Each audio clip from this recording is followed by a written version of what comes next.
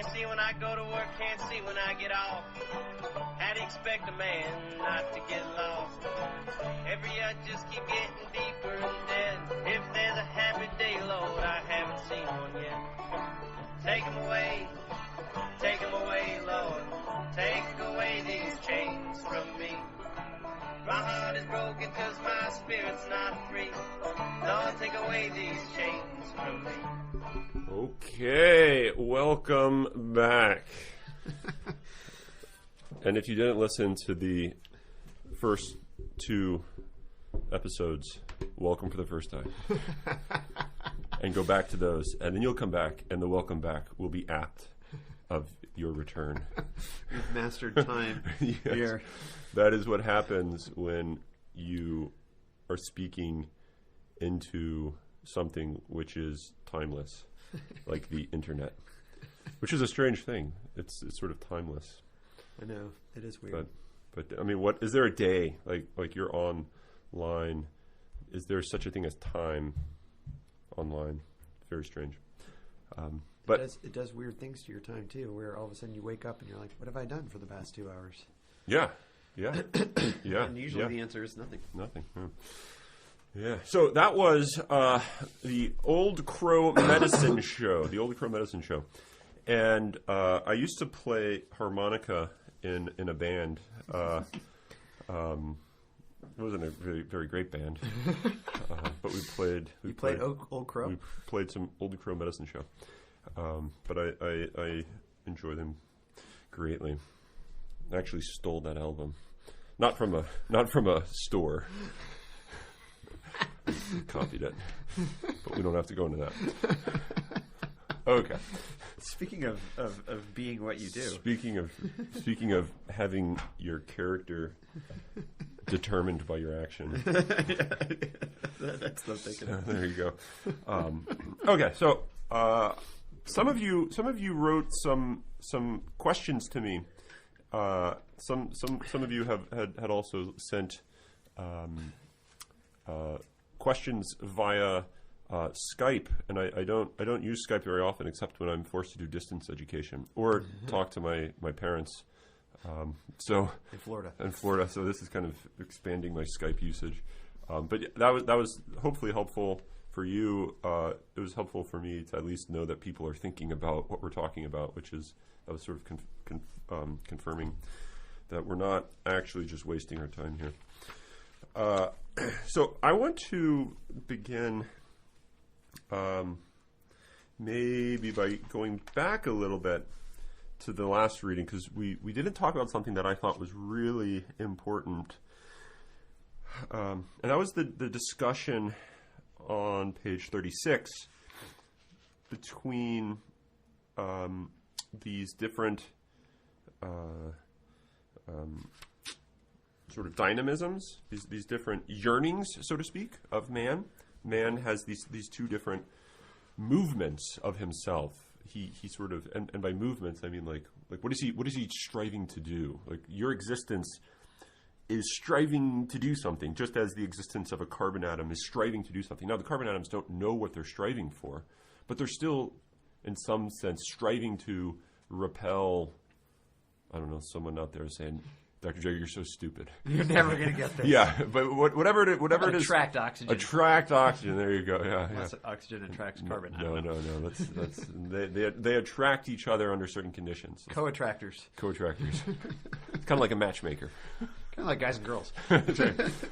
So whatever it is, carbon atom is striving to do. Right? You can say it's sort of it's carbon is dynamic in that sense. It's sort of moving, not necessarily physically moving, but it's engaged in activity for a certain end. And now humans are like that because, well, all things are like that. That's just what it is to be, as we saw last time. It's sort of this dynamic movement, yearning for something, for the reception and the communication. And here we passed over this a little bit, but I want to dwell a bit more on these 2 points on 36 because I think they're incredibly important. The first is that the human, I'll just read this. The human will as the soul's faculty of action flowing from its intellectual nature, is also a spiritual faculty like the intellect. And precisely because, as spirit, it is necessarily oriented towards nothing less than the infinite good as its only adequate fulfillment. No finite good can command its adherence by necessity.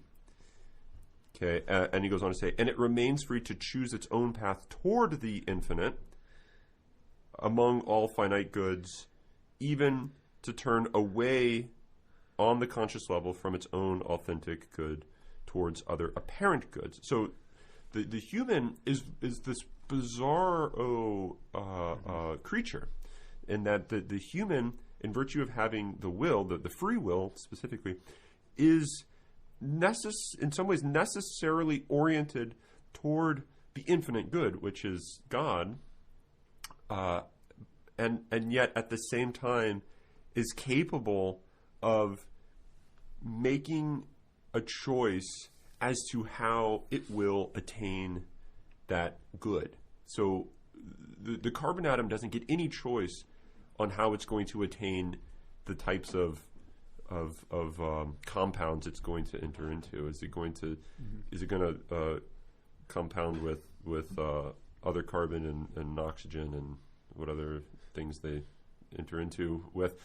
It doesn't get any choice in how that's going to happen. It's just purely its activity is sort of a result of its external environment. But yet it's still itself. It's still the carbon which is doing the activity, but the actions that it's doing is always determined by the exterior situation. Can I ask a quick question on that? Yeah.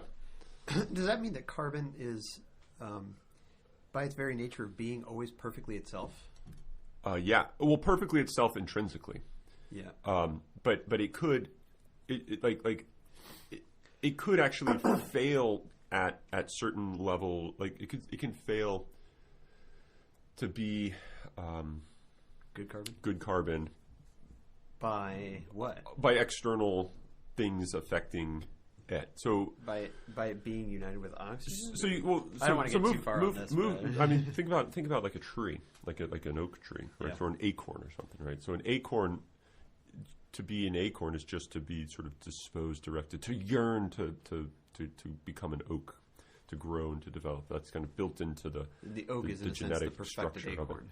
Right, the oak is the perfected acorn, and what an acorn is you don't really understand what an acorn is until you understand its role in the life of a tree. The oakening of the acorn, as it were. Yeah. Right. So, but there are things that can prevent the acorn from oakening, from becoming an oak tree, and some of that could be external. It just doesn't get planted. It doesn't get sun. It doesn't get water. But the carbon isn't carbonating. Like it's just carbon. Right. And even if it does attract certain things, is it perfected by its union with those things? I mean, maybe. I mean, if it's yeah. I mean, I don't. This could. We don't have to go way down this road. This can get us down a rabbit hole. I'm just very interested in non-living material substances and what their perfection is. Yeah, and I think what is the? I mean, here's why it's hard to talk about the perfection of a carbon, because it's unclear what the end of a carbon atom is. Where it's kind of, I would think it's easier to understand what the end of an acorn is. Sure. It's harder to understand what is the end of a carbon atom. And now that there's a I'm sure there's a great number of people out there that would say you're dumb. It doesn't have an end. It doesn't have a purpose. Yeah. But I don't think that it could be a nature. I don't think it could be if it didn't have an end. Right. But maybe its end is just to be itself. I don't know. And it's going to also be tied up with the notion. So the notion of a law, natural laws of nature, right? So there's biological laws which are really descriptions of the ways that natures behave. Mm-hmm. So there's laws about how these things behave and those things behave and what have you. And now there's chemical laws and physical laws, which are descriptions of how chemical elements behave and how the physical particles behave. But it's not like those laws are like making the carbon or making the electron do what it does. It's rather, this is just what it is to be an electron. The electron makes itself act do this because that's just what an electron is, right? Yeah. So sort of the laws are built into the mere nature of a thing. This is why you could talk about laws of nature are rooted in the natures of things. And I think you can talk about perfection of an individual in terms of whether or not it is living or existing in conformity or correspondence with its quote unquote law, with its nature, which would say with its nature. Yeah. And it's easy to make those evaluations for. I mean, easier. Nothing's easy in life. It's easier to make. You should learn this now, Quinn. Yeah. That's there's one thing you should learn is that it's really hard to learn. And it's interesting how most schools are trying to tell you that's not the case. So. You heard it from me first. Anarchy University. You have tenure, right? Yes. Just making sure. That's right. That's right. But so it's easy to make those evaluations when it comes to like macroscopic things because it's easier to see what those natures are. It's harder to make those evaluations when it comes to things like carbon and electron and even things like quarks because what the hell are those? Because I mean, like if they're things, first of all, and part of what's in question is it's hard to know what, as you get more fundamental, what types of activities those entities can actually engage in, because we just it's hard to observe that stuff. And most of the observations, they're not actually empirical observations; they're mathematical, calculated observations. And so there's this interesting question about.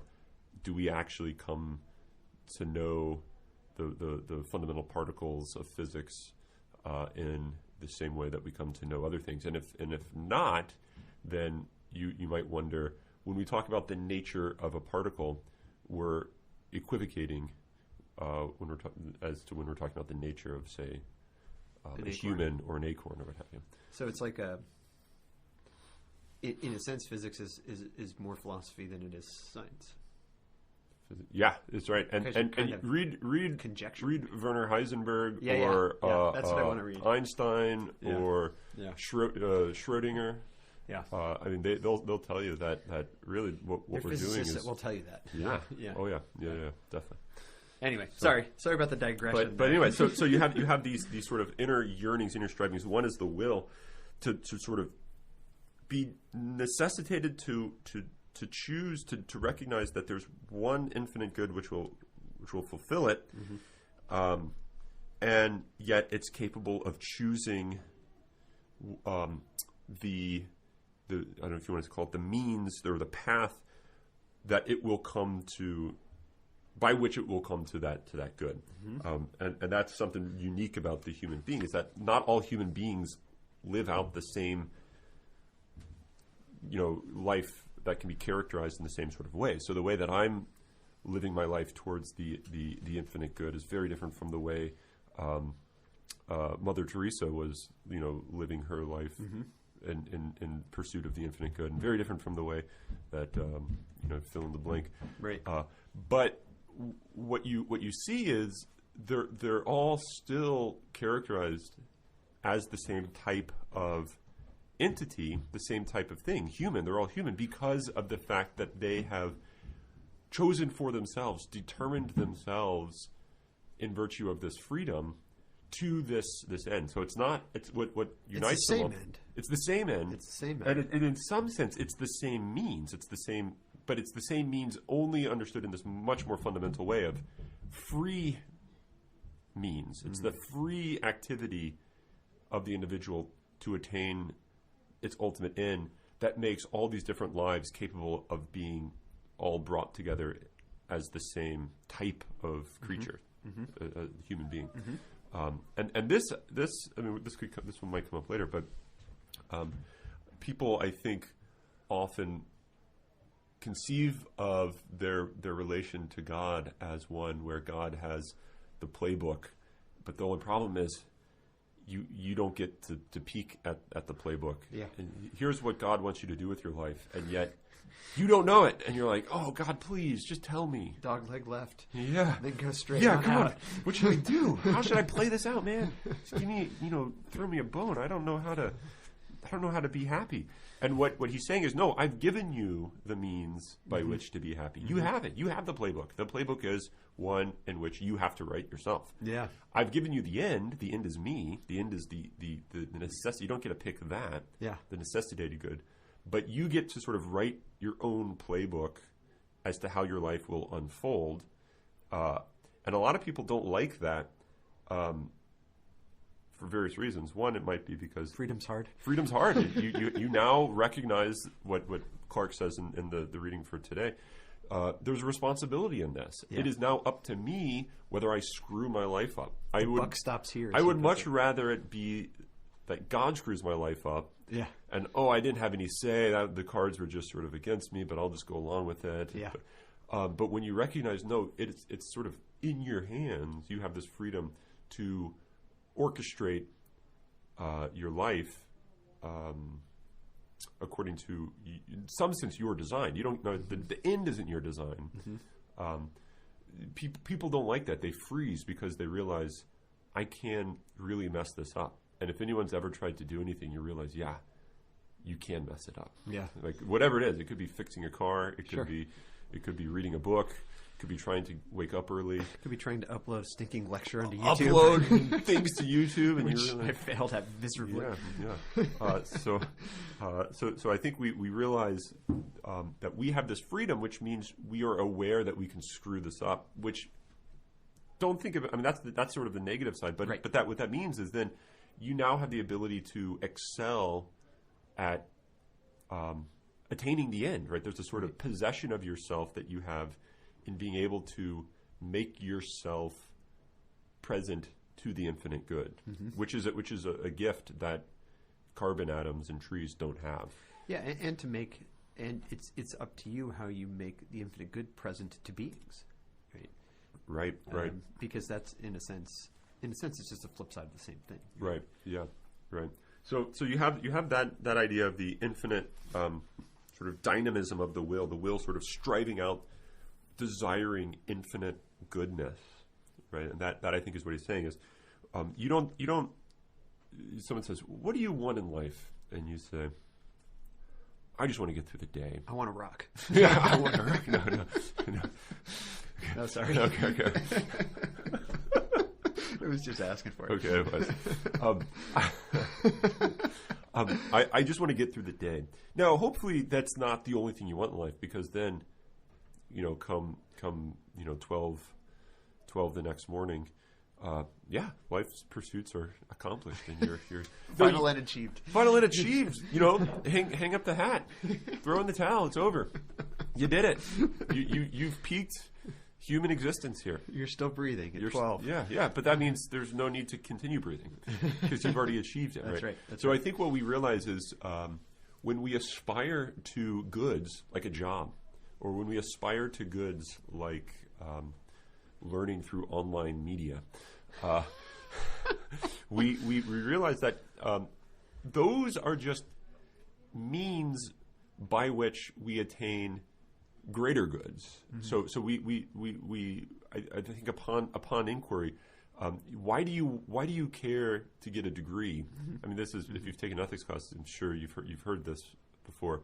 But you want to get a college degree. Well, for many of you, it's so that you can be more marketable in the workplace. Some of you want to get a college education so that you can actually get an education, you can learn. But even going so more mundane, you want to get a job, and you want to get a job because you think that's going to be helpful for living a good life, providing for your sustenance or the sustenance of your family, and all that is sort of pushing to higher and higher goods. And then the question to be asked is, what's the ultimate good? What's really sought for? And if you've never asked the question, what's the ultimate good? What's the real reason I do any activity? Then that means your entire chain of activity, your entire life is meaningless. Yeah, it all leads to nothing. It all leads to nothing, right? Now, hopefully you realize it's leading to something. I just don't know what that is. That's a really good recognition. There's one ultimate good for which my whole life is a pursuit.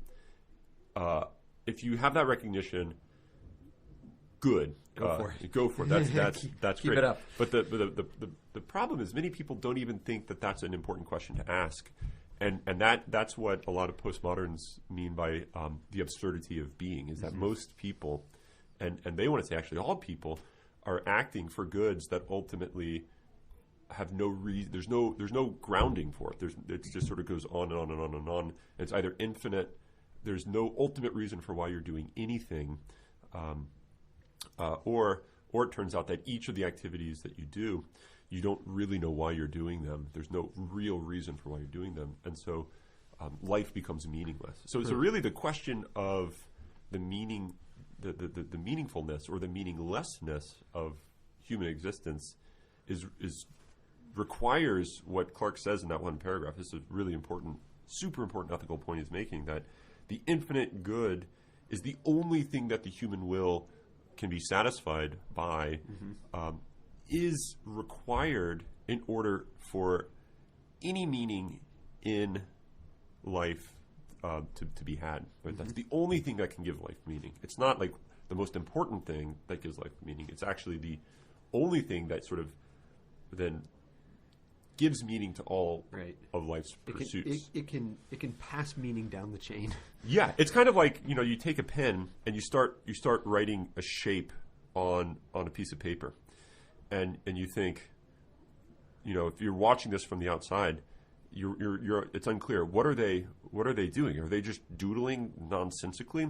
And as you see it play out, you realize, oh no, wait, they're writing a word, and you sort of see the end for picking up the pen. Right? So what seemed to be meaningless is now understood as meaningful in light of where it was ultimately going. Right. And so then it's always retrospective. You look back, whether temporally or metaphysically, you look back.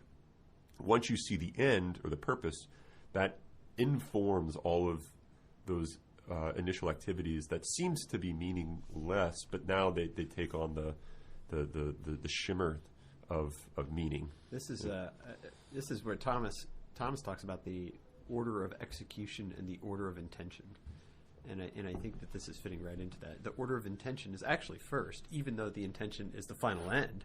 In the order of execution, when you reach the final end, that happens temporarily last. Yeah. But you think about that before you do anything, right? Right. So the order of intention looks to the end, and then the order of execution begins at the beginning towards the end. Yeah.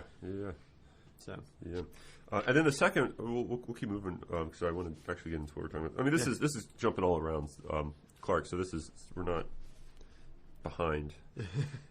Good. As I've said, the conductor can never be late for his own train. This is true. Okay, so number 3 on page 36. The human intellect has capacity for being, capax entis, is naturally ordered as to its adequate object, to the whole of being as intelligible.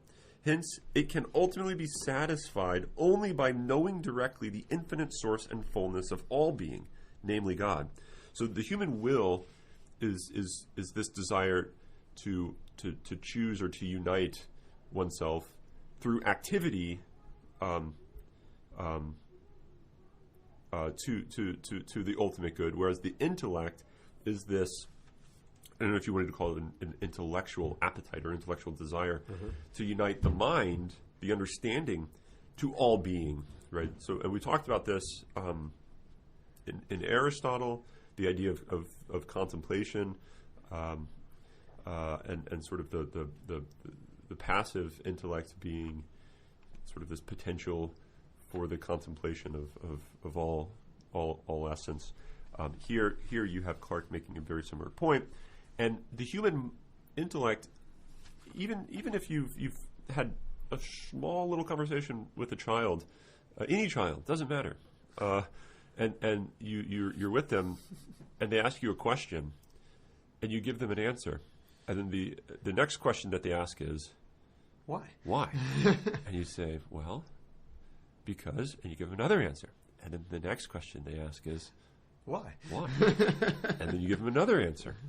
And then he keeps going on until you, smart adult you are, realize you can't actually answer their question. And so you say, no, we've got to get to dinner. Or things like that. Sometimes it's not actually out of interest or inquiry that the child's asking the question. Usually it's out of manipulation. But not always. Not always. Usually that's when they get to like the age of like 8 or 10 or somewhere around there. The age of reason. Right. So in some sense they're most rational before they hit that age. But that's another story. So. Well, there go my kids playing the piano. You upstairs. might be able to hear the piano up there. But I think that's a drive that we have. That when we study something and we come to know, the more we come to know, the more we realize we don't know, and it's pushing us to the infinite truth, the infinite, our understanding of the infinite itself, which we realize our finite stories of things doesn't fully capture it.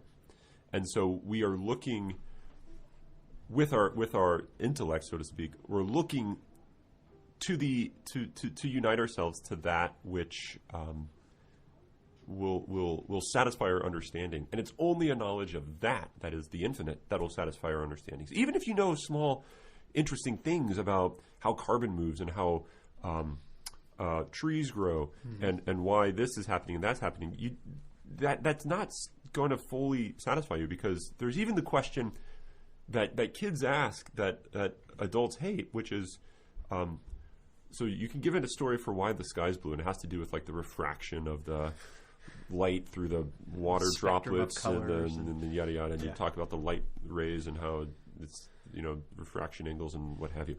And then if the child's really sort of perceptive, they'll ask, but why does light refract that way through water? Yeah. And if you're really smart, and there's very few of us out there, you can give a story about this. Yeah. But at some point, you're just going to have to say, I don't know why carbon does what carbon does. Right. I don't know why the fundamental particles do what the fundamental particles do, because that's why they are fundamental.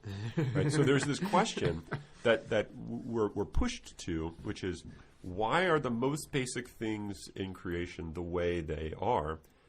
And that is a question that we realize that we don't have an account of, but yet we still sort of desire that. Yeah. And we're not happy with first principles being first principles. We want to have an explanation for first principles. There's this physicist, very famous physicist. Some of you, I'm sure, have heard of him, Richard Feynman, who gives this explanation about magnets. He says, why do magnets attract each other? Like, why do they attract to each other? And he says that's probably the hardest question that anyone can answer.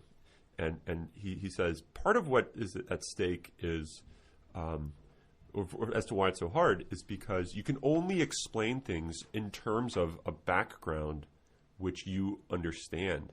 But when you get to the level of like the fundamental, that is the most basic background by which humans understand the world, you realize there's no more fundamental framework in which to make sense of that. Mm-hmm. So the problem is, in fundamental physics, there is in some ways no way to understand it. And therefore, Feynman basically says the only way you can understand it is in terms that really aren't too intelligible, because you have to just push it into mathematics. Mm-hmm. And therefore, like you sort of realize that that's not satisfying, but yet that's all you can do. And so he beautifully points out that the human mind is sort of pushing to an understanding of something that it can't have, it can't get. Mm-hmm. And now what Clarke is saying is that is a revelation. That desire, intellectual desire, is a revelation of God. I mean, I don't think he says it explicitly, but he's basically saying that the dynamic movement of the mind towards the knowledge of all truth is this revelation of the infinite. There has to be something that satisfies this desire, an infinite truth, or otherwise there is no meaningful secondary finite truths. Mm-hmm. Just as if there's no infinite goodness, there is no finite goodness.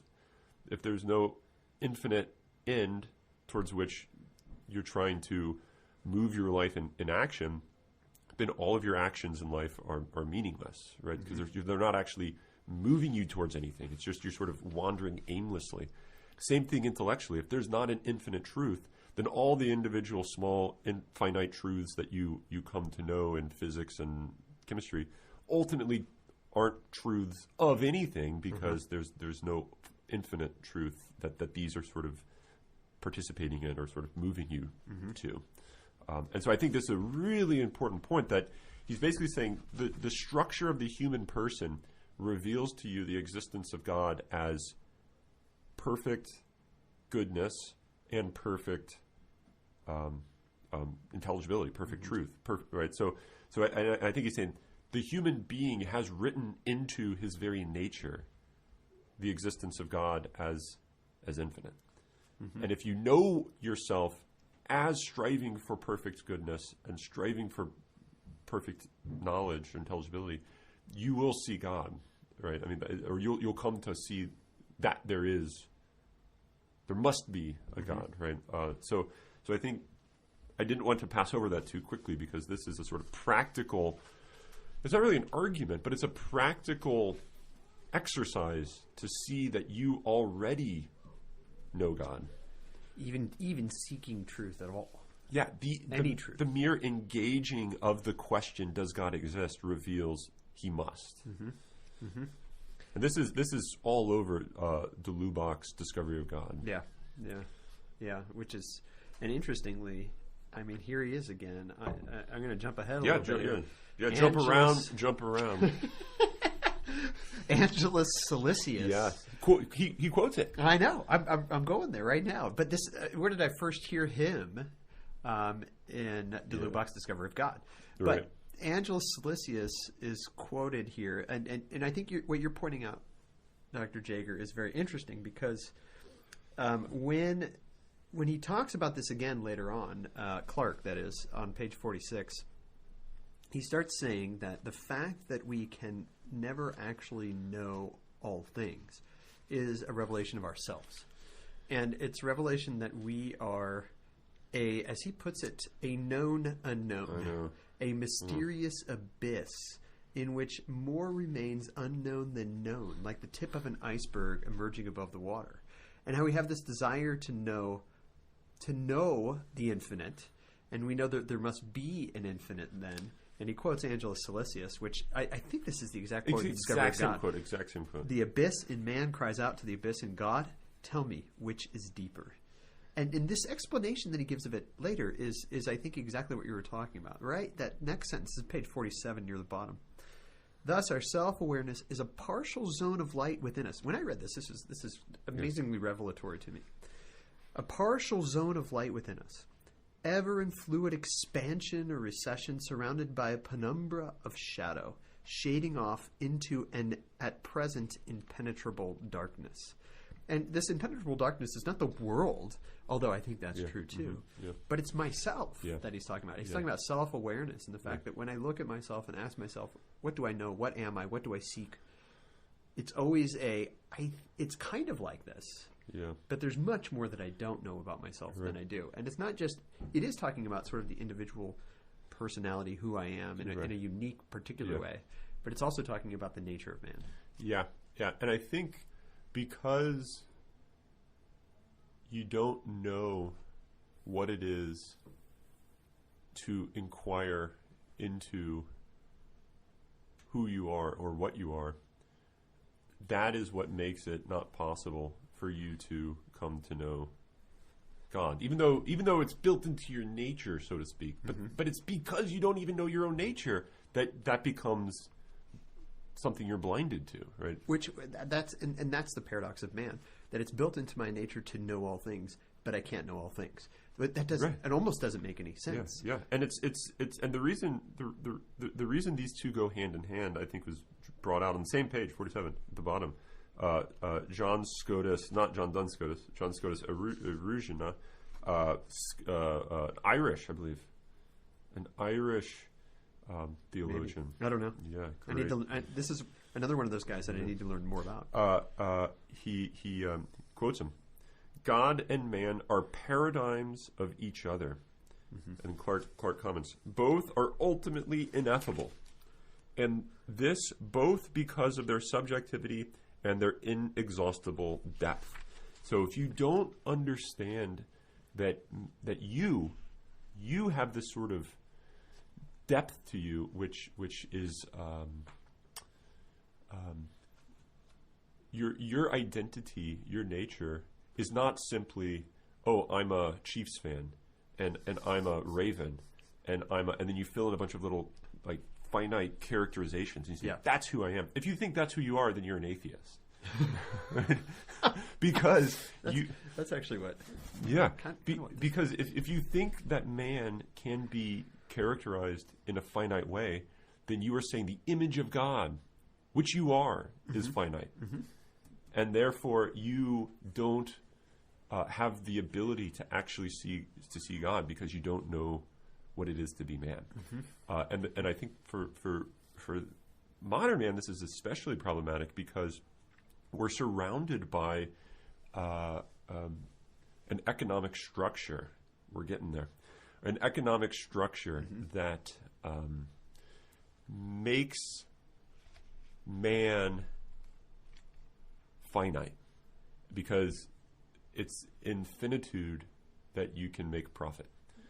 You can So we're what it is to be human is to, and then you package up a product, right? And then you say this is my identity, and you brand yourself with a particular logo. Yeah. Not logos. Not logos. But a particular logo, which I think is to cut it. Each time you do that, you're cutting yourself off from your true nature. Right? You're saying, if you're saying this is what I am, then you're automatically saying I'm not this ineffable mystery, this ineffable depth. I don't have a capax entis. Yeah. And therefore, when you look at other people, you realize that they are nothing other than just a particular a discrete logo. And therefore, there's nothing really deep or interesting or important or meaningful to my friend, my spouse, my child, other than, oh, they're a Chiefs fan. Yeah. They like Inya. And kind of like Inya. I know. But that does not define me. No, that doesn't define me. Right? And I think we like to do this. We like to say, no, yeah, that's stuff that I like, but that doesn't define me. And then the question is, but what does define you? Right. What does define you? And I think one of the things that Clarke seems to be suggesting is it's ultimately God that defines you. And but what is that? It's the ineffable, right? And this is why the definition of, or the man, as Original says, is the paradigm of God, and that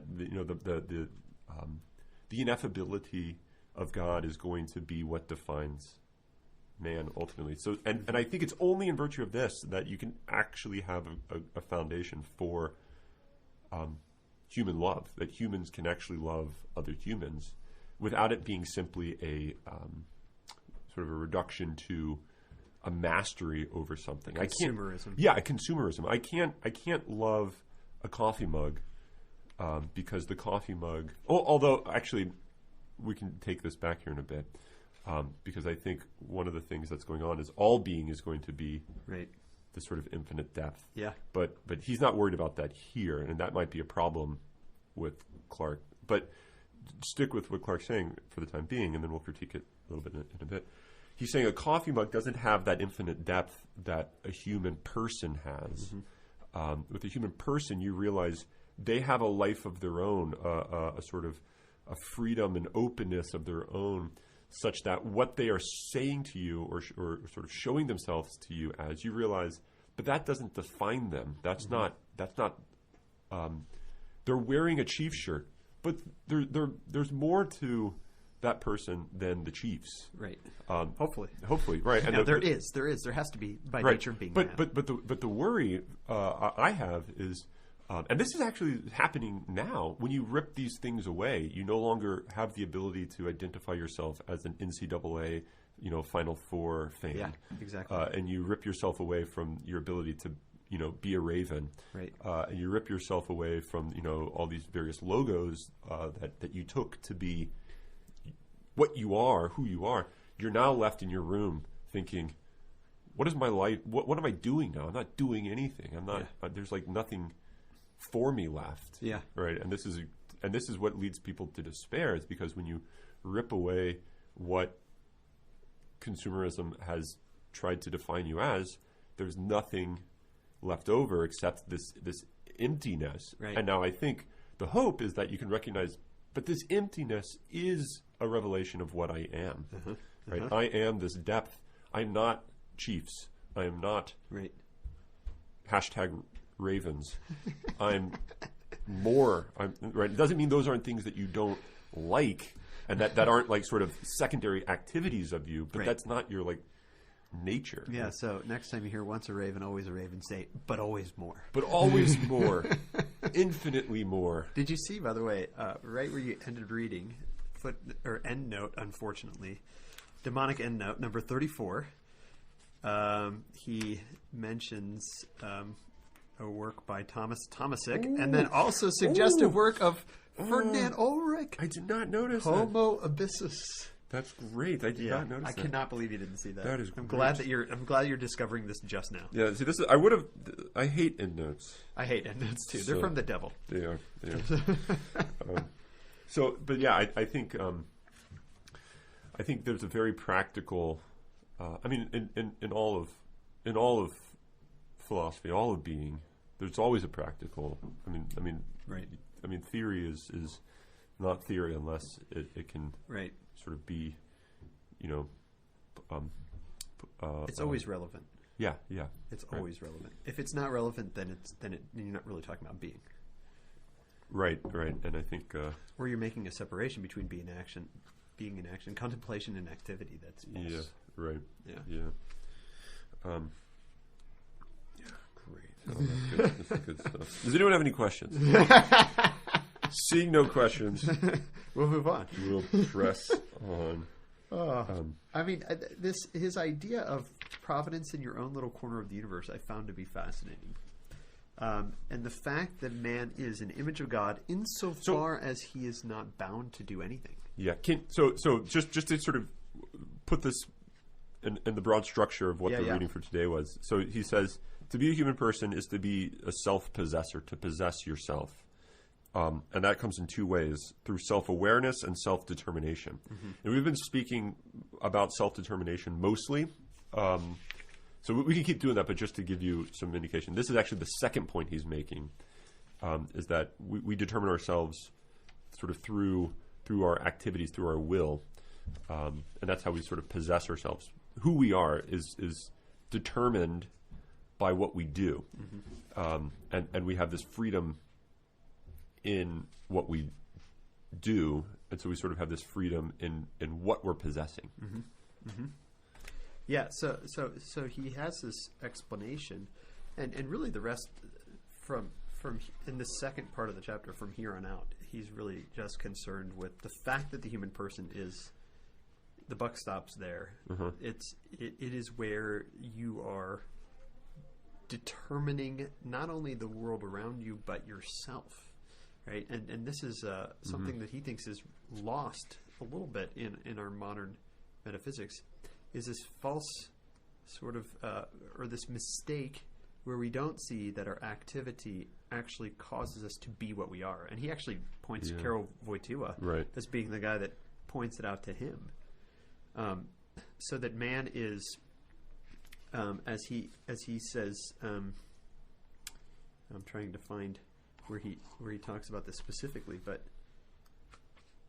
the responsibility of man for making himself. This great quote from Sister Mary Clarke. Right? Yes. This is at the top of 55. 54 is where he talks about working. Yeah. 54 and 55. So top of 55, he says that one determines oneself not only to act but also to be, because there's always, and he uses this language of trace. No matter what you do, a trace in you is left behind because of that act. And you can't. I don't think you can really. I mean, outside of like psychological, disorder, sort of like forgetting. I think but even then, I don't think you can do this entirely. Yeah. Because it's still your history, still your still what you are, who you were, even though if you don't remember it. But I think you have this. You do actions, and it forms your character such that when you now think about what to do, you're going to be thinking about what to do in light of that action you did, right? So if you do something horrible, it's going to always persist with you, even if you want to try to forget it. It's going to persist with you, and you're either going to be acting in light of resistance to it because you want to be better, or you're going to be acting in conformity to it because you're just a despicable person. Either way, that becomes a part of you, right? Whether it becomes your sort of like negative, who you're fighting against, your sort of alter ego in yourself that you're trying to fight against, or it becomes, the character that you're manifesting. It's just always carries with you, and you can't ever fully like uproot this. And this is sort of the great weight of character, the great weight of action, as forming your character, which is going to just be you. Yeah, and I like how he basically says man being an embodied spirit, right? And that materiality is specifically human. It's not accidentally human, right? We're not ghosts in a machine, or we're not transmigrated souls or something. So he takes very seriously the historical becoming of man. And so he says, 55 again, in a word, our personal identity in the existential order of action is inseparable from our story as a whole. That man is a story, right? Because he lives in the material historical reality of the world, the cosmos. And therefore his story is his identity. It's not just something that happened to happen to you. Right. And then in light of what he said in chapter 1, when person is understood and being is understood as relation, then what you choose for your story is thereby ipso facto part of the story of everyone, right? So you are not an isolated story, right? The activities that I do, they might screw my life over. I mean, they say, but they're not really going to affect my children and my wife. But anyone that's ever talked to anything or talked to anyone that's gone to counseling, or talked to any sort of marriage psychologist will realize that the actions and the personality of an individual have radical consequences for the whole family, right? So that if I become a loser, then those around me become losers. Are going to be at least somewhat losing. They're going to lose. They're going to lose in some aspect, right? Yeah, because they've lost by being, in some sense. Although Clarke doesn't like this language as much, in some sense they're constituted by their father. Yeah. Right. Although Clarke is worried that kind of language, this is page 58 that I'm thinking of, that kind of language is going to sort of make the in-itselfness of the person disappear if you concentrate on it too much. I was a little worried about this I was too. Point.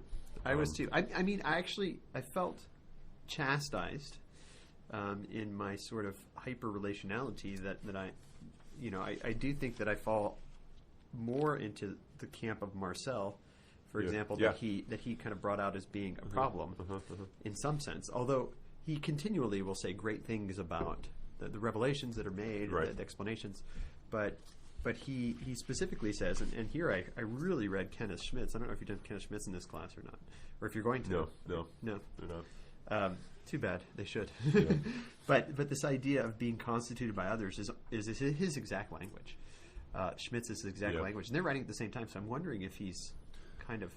I mean, I'm sure. So I'm sure he, because Schmitz and D.L. Schindler were I don't know if they were at this time. I mean, I don't know enough about history, but they were at the end. Both at the institute, right? And at the end, yeah. And then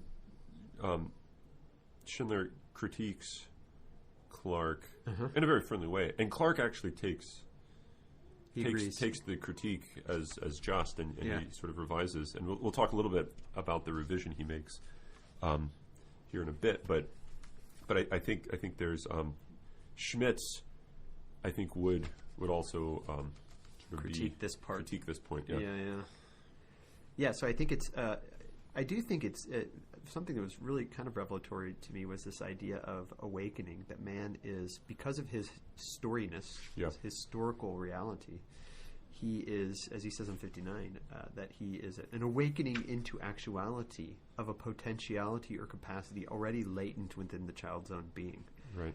And he says the only way that this awakening can happen, fascinatingly, is being elicited by another.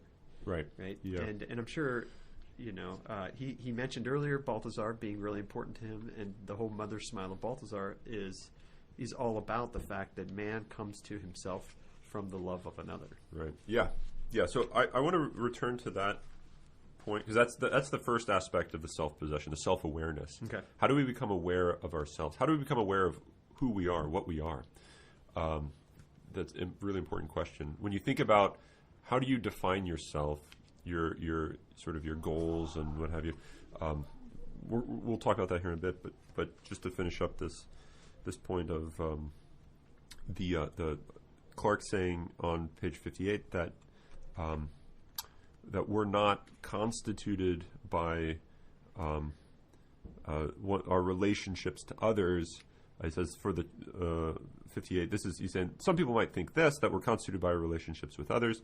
For the child, this means by the initiative of other already constituted persons reaching out to it and calling it to personhood. So he says it's kind of an interesting thing, but he doesn't think metaphysically, goes on, that this will work.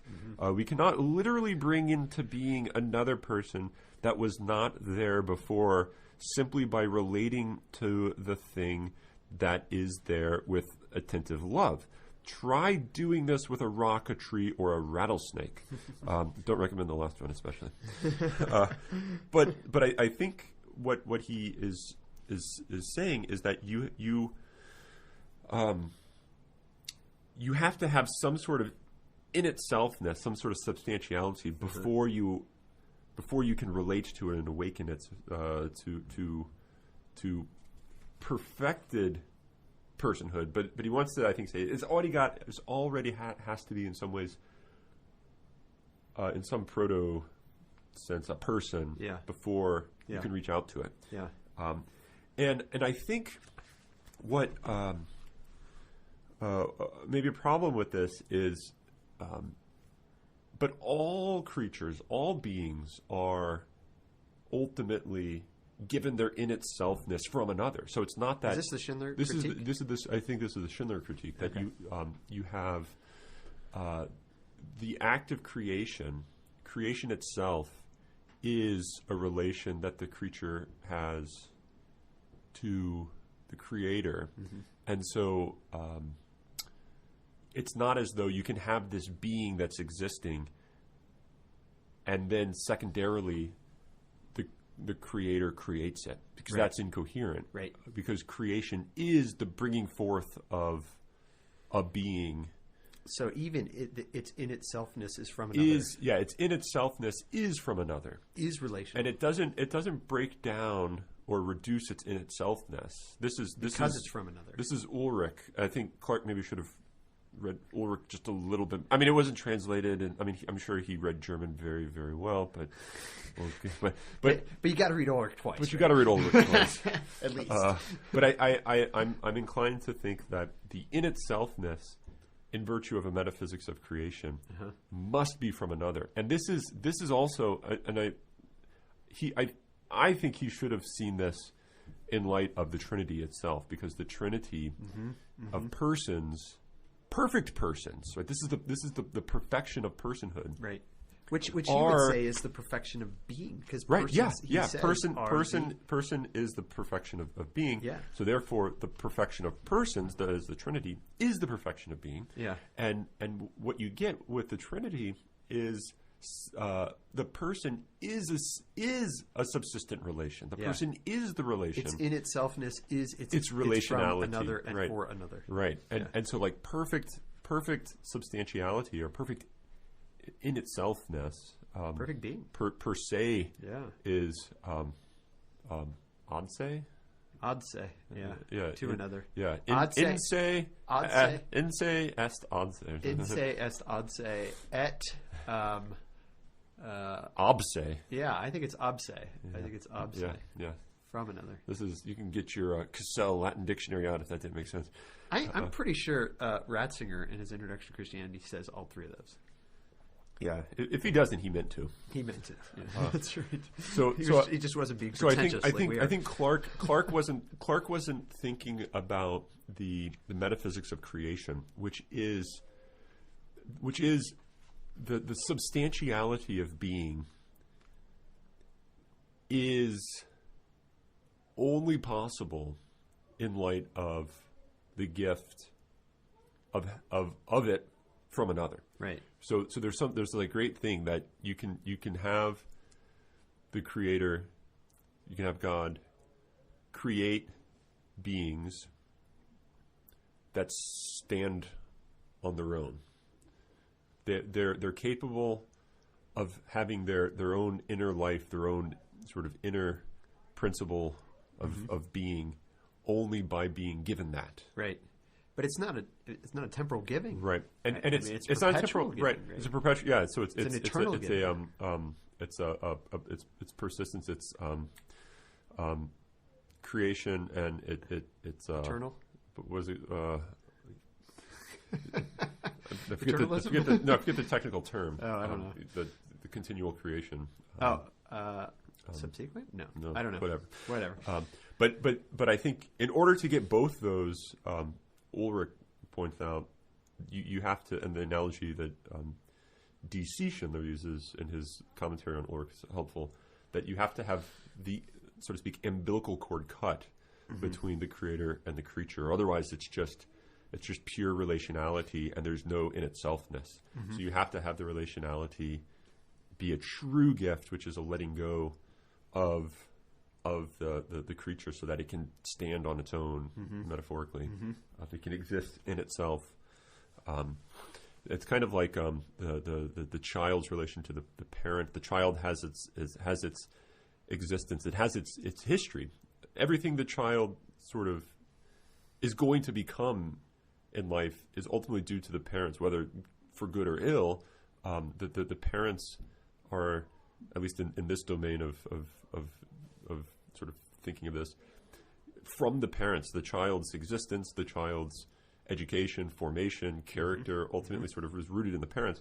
But at the same time, if the parent is doing the good parent thing, the parent's going to let the child live its own life. The point is that the parent is trying to give a life to the child such that the child can live its own life. And I think what you have in generically in metaphysics is that's what it is to be a person. It's to be given a life which you can live on, sort of on your own, for another. The fascinating thing, though, is that when you give that, and I think this is where he kind of talks about the image of God. When you give the child to live its own life, you give the child to live its own life from your own life. So what you are, your history, is bound up in the child, who is, in some sense, making their history, but in some sense is only able to make their history from the fact that they've come from your history. And therefore their history is always colored by your history. And just like my history is always colored by my parents' history. And their parents and their parents' history colors them. And so this goes back to this whole connectivity of all personhood. Right.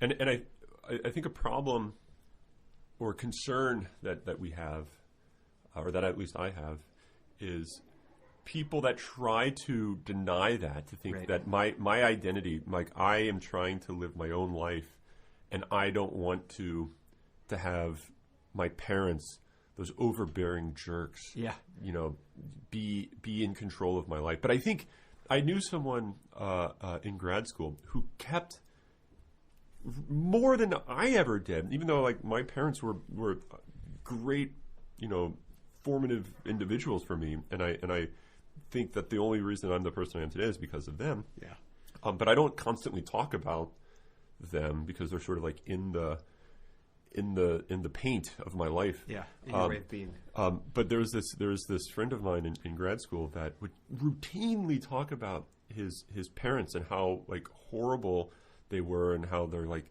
you know, foolish Christians and yada yada. And it just every conversation I had with this guy, especially after he had a lot of beers, it would always come up. It would always come up, and he was always sort of living his life trying to distance himself from his parents.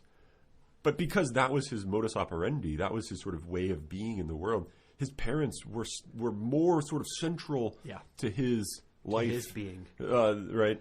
It's just it was in the mode of hate, right? But nonetheless, still there. And I think that the problem that people want to do, and I think this is a nihilistic tendency to say, I just want to be truly me. I want to get to the pure me. Yeah. But that's like pure nature. And to do that, you have to carve out all the things that are external to you. Right. I think if you try to do that, try to carve out everything that's external to you, then you're carving out your history, and you're even carving out if Clarke and specifically Schindler and Ulrich, but basically probably just any metaphysician, Christian metaphysician, to carve out things that are in some sense external to you, you're going to be carving out the gift of creation, the gift of being, your own being, which in some ways is it's like more you than you are yourself, but it's only because of it being given to you, right? So like everything, your very existence in some ways has been given to you. Yeah.